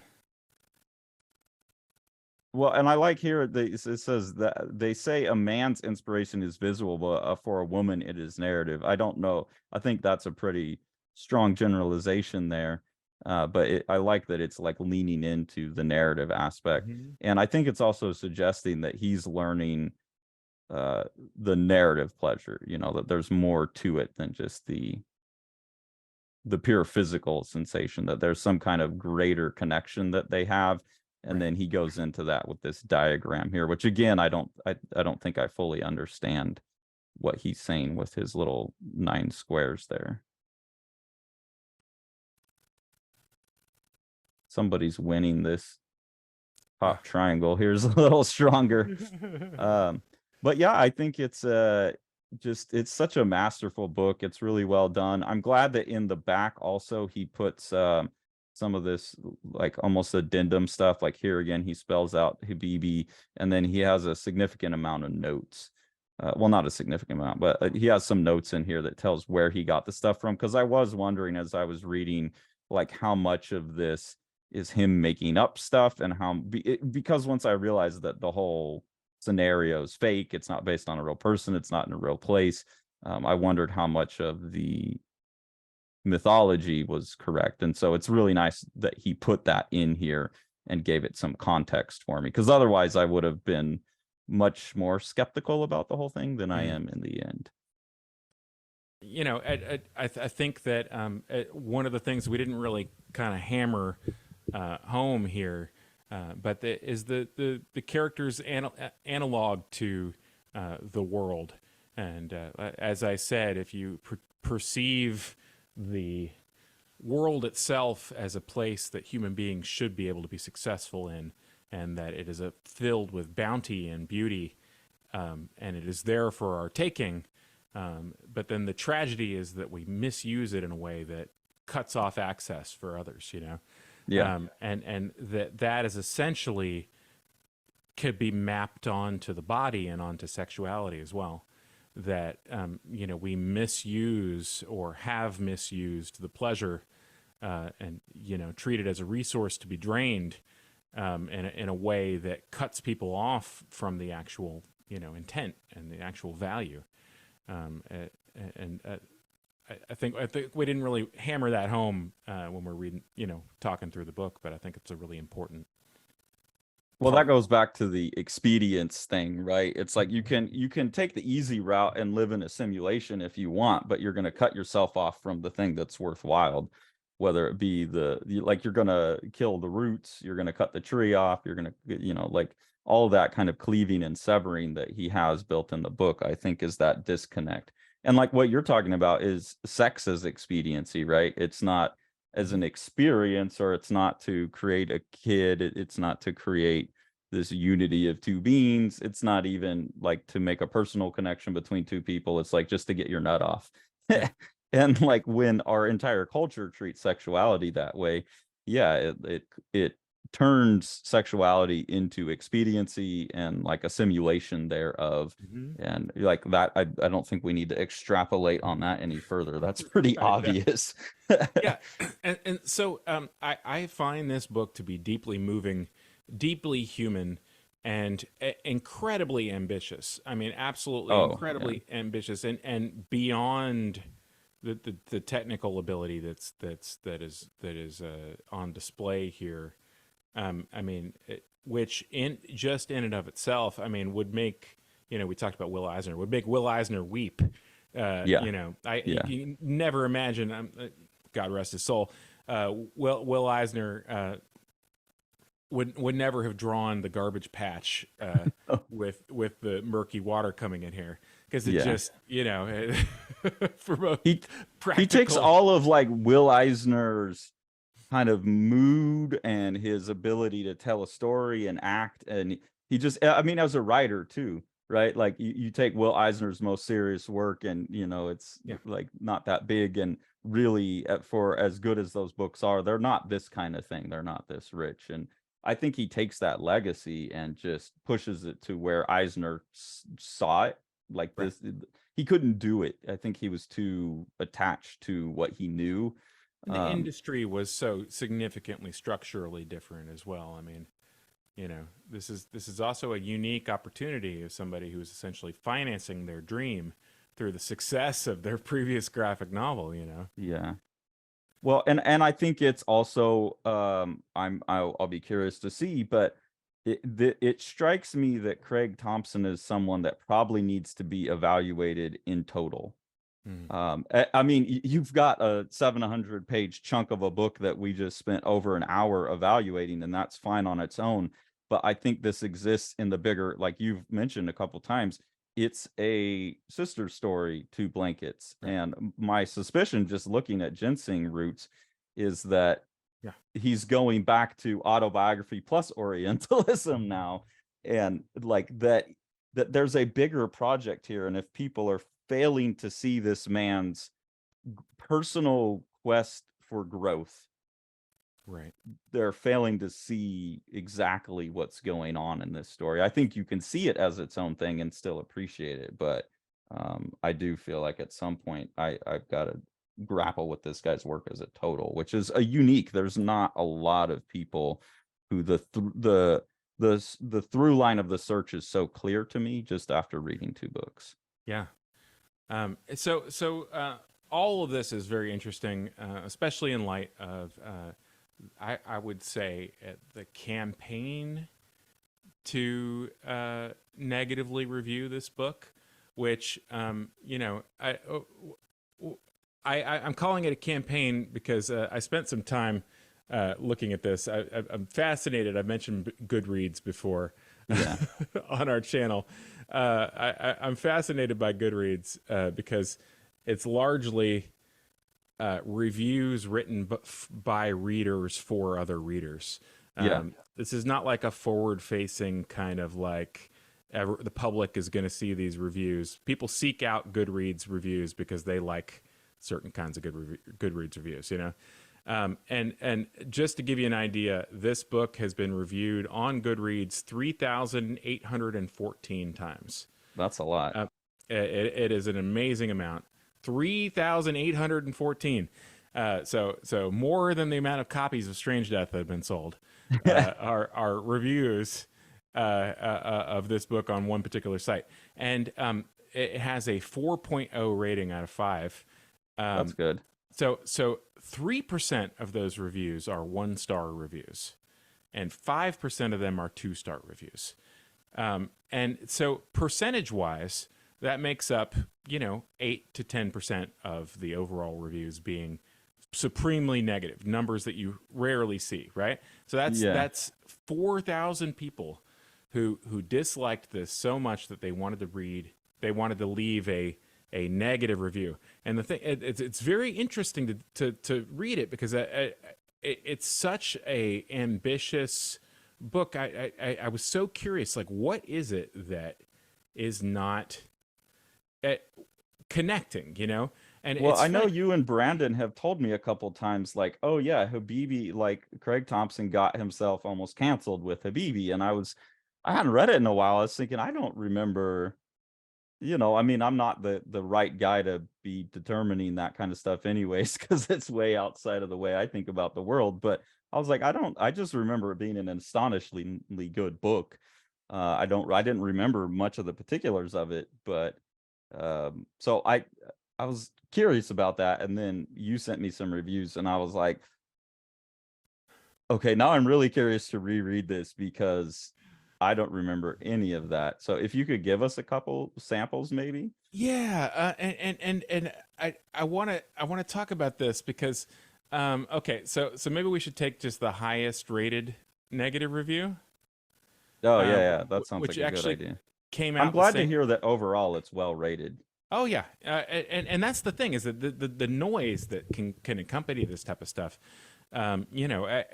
it definitely looks like a deliberate campaign because lots of these people are quoting the same sort of sources. It looks like there's waves of it where there will be a bunch of them in one particular time period, almost as if somebody reads an article and then they go and respond to the article publicly on Goodreads. Gotcha. But this is one of the top rated ones. November 3rd, 2011. Yay for Orientalism. Wait, so you can go on Goodreads and rate the review itself? I think, yeah, you can say this is helpful or this was not helpful. Okay, so this is like one of the most helpful negative reviews. Yes. Okay. My beef with Thompson is about his staggering Orientalism, which I'll get to shortly. Themes of longing and survival permeate Habibi. Okay, so some description here. When one opens Habibi, one might assume it takes place a long time ago in a fictional faraway land that happens to look and feel just like Disney's Agrabah. But lo, Wanatolia has steampunk-themed palace guards and high-rise condo construction that flies in the face of a village's pollution and resulting poverty and famine. Is it to represent the global South, as Thompson claims in a Guernica interview? Well, that's very interesting. I wish I had this interview. No, it's simply an Orientalist reimagining of a modern Arabia. Thompson needs modern machinery to further his conservationist theme, but he still wants his pre-modern harems full of old elites with no cell phones and his pre-modern camel caravans crossing a desert. So the mind reading that is involved in something like this, it is one of the first things. Like the height of arrogance to assume that you actually understand, and then it continues from here. The female protagonist, Didola, is raped constantly as a child by her first husband, as a child and teen by men in the caravans she tried to steal from. His dreams are plagued by sensual reenactments of her rape. Do I really have to make the point here that sexualizing rape is dangerous and unacceptable? Is depicting rape sexualizing rape? Yeah, Do you have to sexualize sex? It's pretty, no. B, it's pretty clear that it was a disgusting, awful, monstrous thing that forever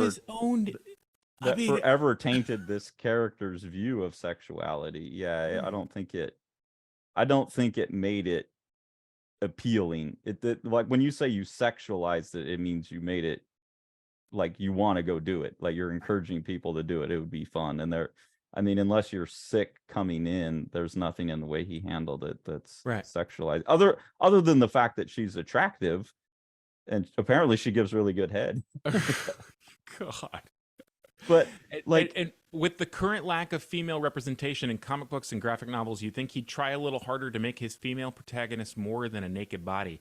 This is the person who rose from no education, didn't even learn how to read, to being able to write fluently, to tell stories that move other people. She fights every single situation that she's in. She literally rescues a child from being murdered. I'm not sure what type of standard somebody, does she have to have insane physical strength that's beyond they just want her to be kind of pudgy.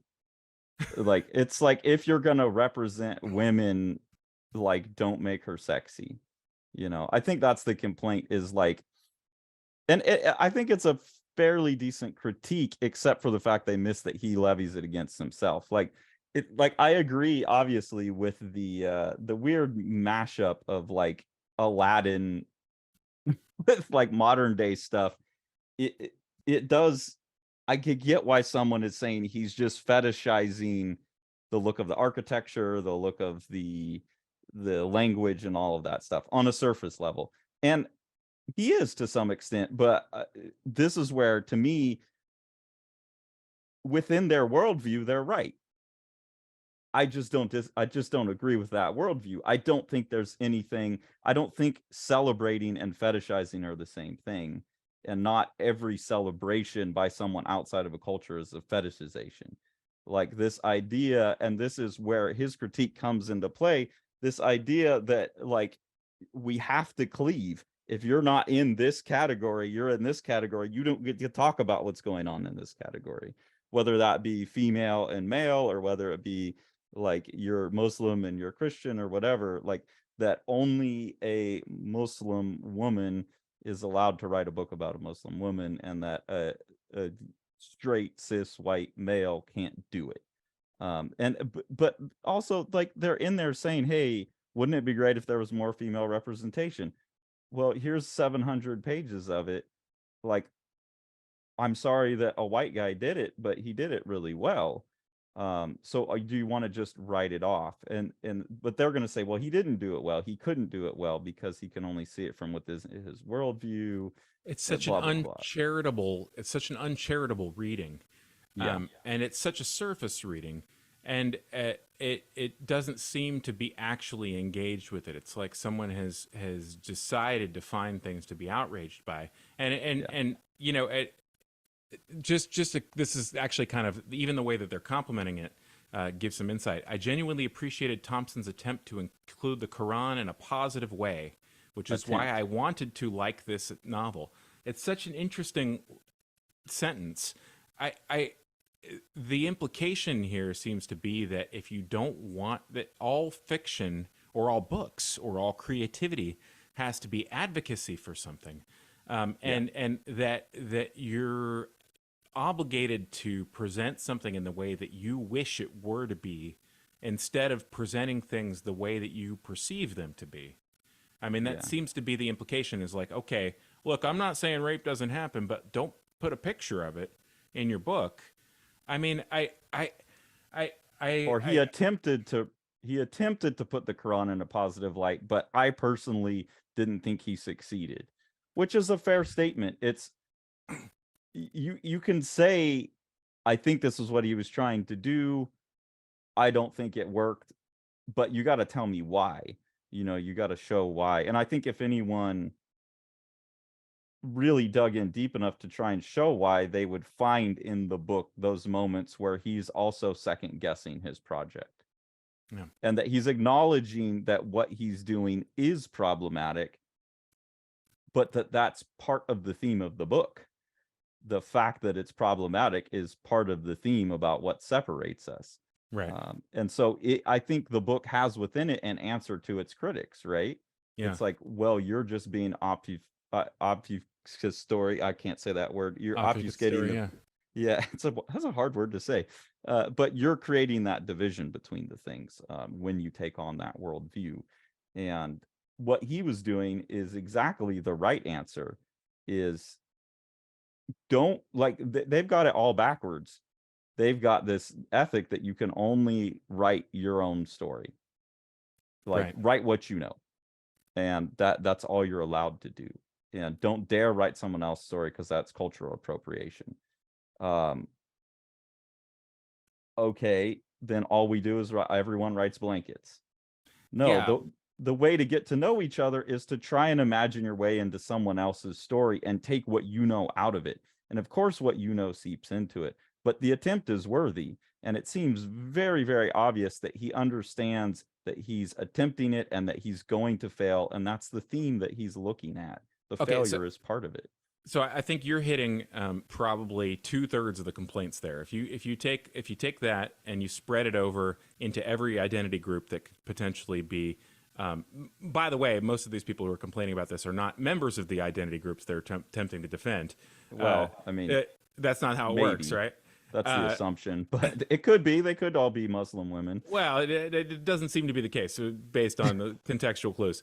Yeah. But that's about 2/3 of the complaints, and then the remainder of it seems to be the type of wish fulfillment thing that I'm talking about, which is that I wish that the world was not like X, therefore you should not depict X in your fiction. Yeah. So the third top reviewed, negative reviewed comment. Absolutely awful. One of the most rage-inducing things I've ever read. I don't even know where to begin. There were that many fucked up things about it. Habibi was a ridiculously offensive graphic novel filled with nothing but racist, sexist, orientalist, misogynistic rubbish. There was the glorification of abuse and rape running throughout. The main character couldn't go at least a couple of pages without being naked, raped, or victimized. I don't even know what I would say to somebody who was saying that to me. I mean, I are there not people in situation? I mean, he's depicting people who are living in the worst possible poverty, poverty that this person probably can't imagine. He's depicting situations that are all possible and probable in certain kinds of locations or environments. Yeah. I mean, I'm going to resort to a little bit of autobiography here. Please do. To give a little bit of perspective, to spread some empathy to the people who may hate us for making this video. Get to know Sean a little better. I had a friend in high school who was 2 years younger than me. I'm not going to say her name for various reasons, but she was 2 years younger than me, and we were socially connected through a sport we both played. And after I was after I left high school, 2 years later, she was a senior in high school, and I saw her a couple times when I go back home, and she was social friends with other people I was friends with and things like that. And she was from Egypt, and her family had migrated from Egypt several years before. Her family still lived in Egypt.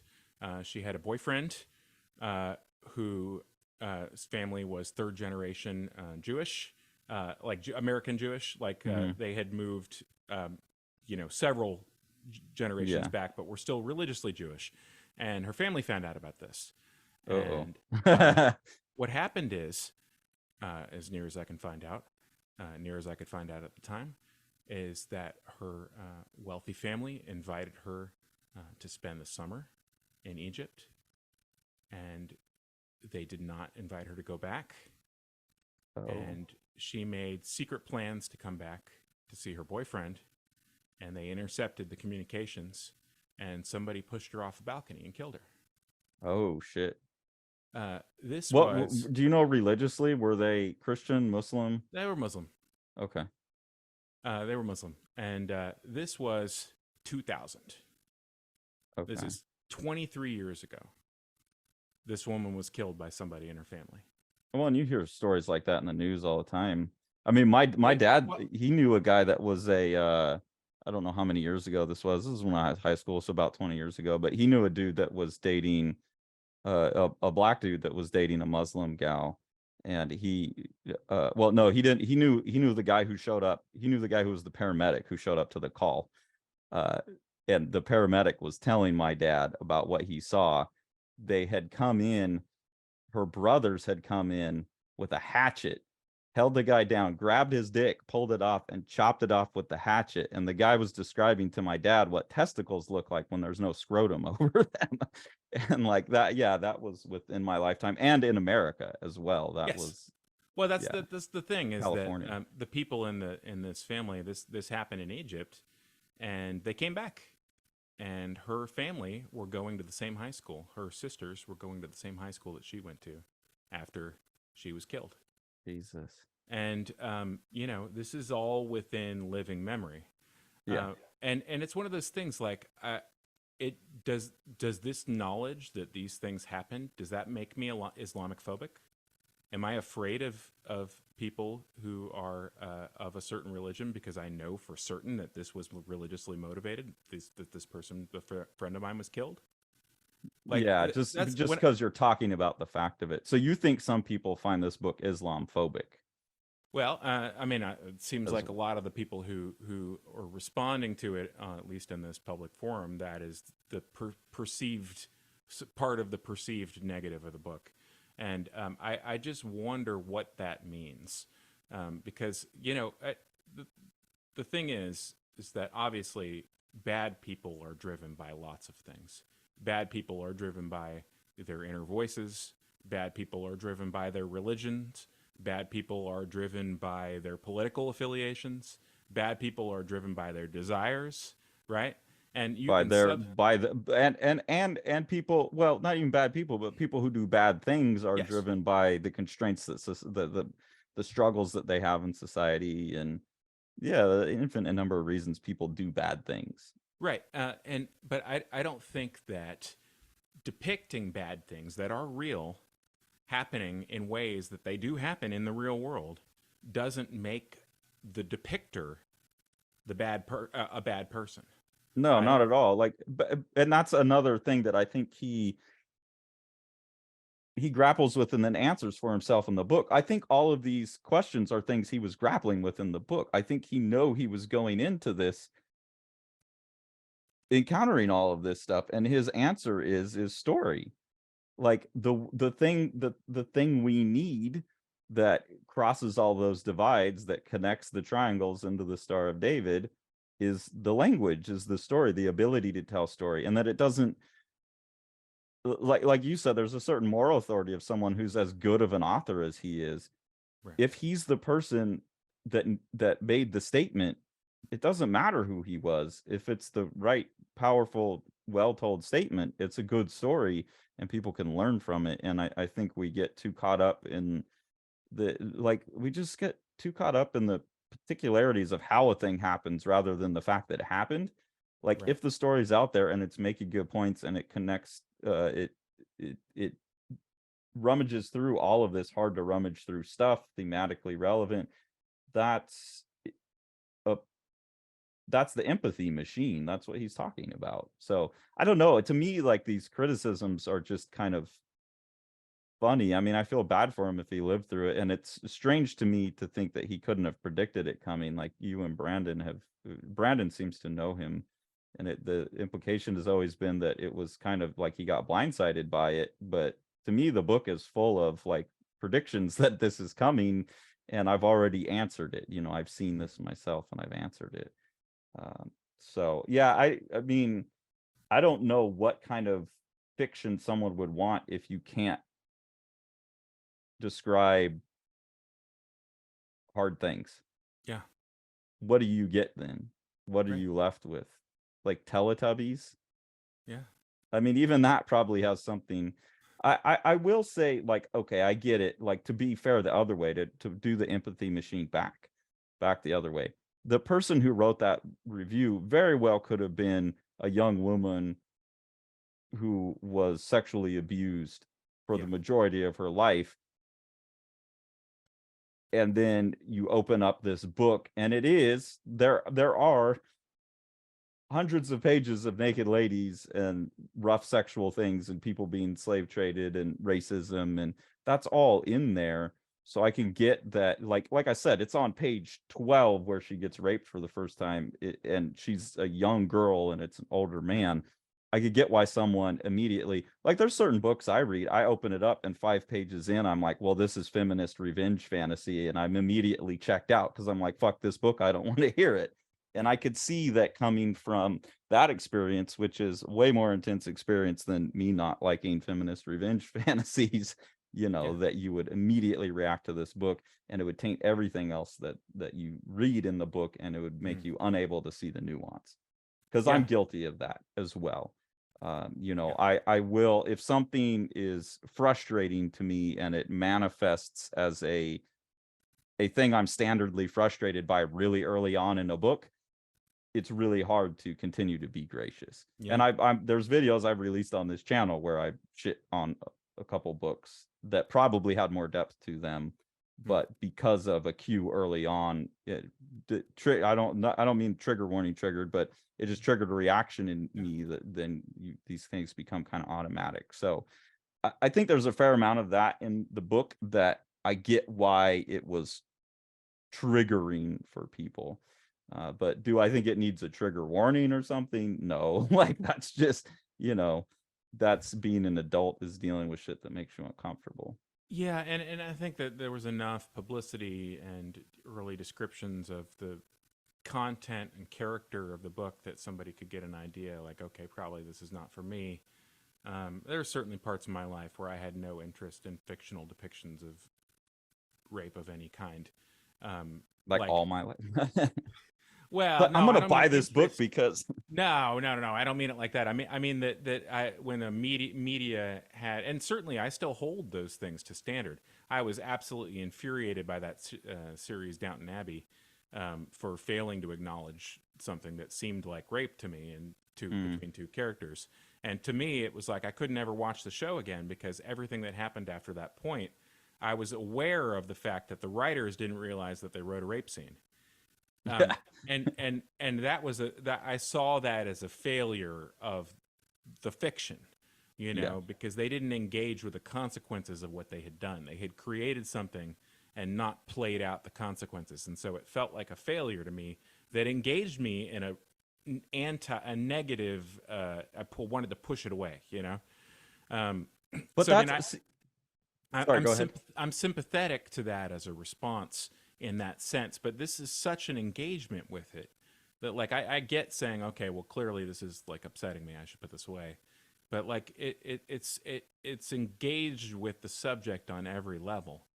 If I were to go Well, and make a graphic novel about my friend getting thrown off a balcony, and I engaged with every detail of the experience with it, I would hope that people wouldn't call me an Islamophobe. Do you know what yeah, I mean? I think what it is you're correct. Like, all of that's in there, and I can see why someone who is sensitive about that would immediately be like, no. But there's a failure in their response to articulate where their note came from. And this is something I really have to emphasize with my students a lot when we're going into critiques, because a lot of what I'm trying to teach them in critiques is how to separate your personal preferences from an assessment of the work. And the best way that you can assess a work is you can, first off, like, it's okay to say, like, when I do reviews of these books where I'm like, this seems like feminist revenge fantasy to me, I don't like it. I'll try and be pretty clear that that's my own personal preference. So I think it's fair that someone could say, I don't know, this book had a lot of nudity, rape, topics that were really uncomfortable for me. I didn't like it. That's fair. But then if you're really taking criticism seriously, which most people on the internet aren't, they're just telling you how they felt. What you should be doing is trying to say, okay, what did the artist, like the TV show you're talking about, Downton Abbey? It wasn't that you don't like, it wasn't that, well, they had this rape scene in there and I don't like that. It's that it was bad writing. It was a failure of the artist. So what you want to do is you want to say, here's what I think, the best I can tell, the evidence that the work shows me is this was what I think the artist was trying to do. And then any criticism I levy against that is, did what the artist did detract from that goal or not?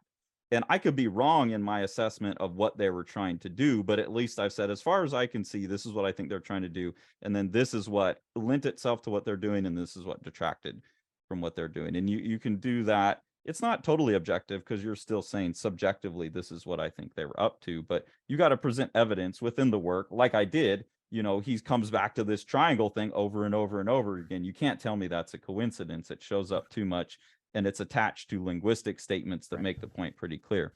So you can present evidence within the critique that says, this is what I think the artist was doing and why, and then here's the ways that it falls apart or not. And I don't think that the critiques you're looking at do any of that. They just say, like, it's got pink in it and I don't like pink. Right. It's like, no. What was the artist trying to do? Like, because I do this to my students. I'm like, oh, I really like that. I really like the pink. Well, why do you like the pink? Because you like pink because it's balancing the composition in a different way, because it's a symbol of femininity in our culture that is being leveraged. And so I think the majority of people just they're not, even professional critics a lot of times are just telling you because we've realized, it's all subjective how I feel about it. That it's not the case. It is subjective how you feel about it. It is subjective how you interpret it, but you can still leverage some actual objective facts about it. And the people that you're reading are just, I don't like it. Well, why? Because rape. Okay, but like, why? What was he trying to? There's none of that in there, and I think that's really all that kind of thing is.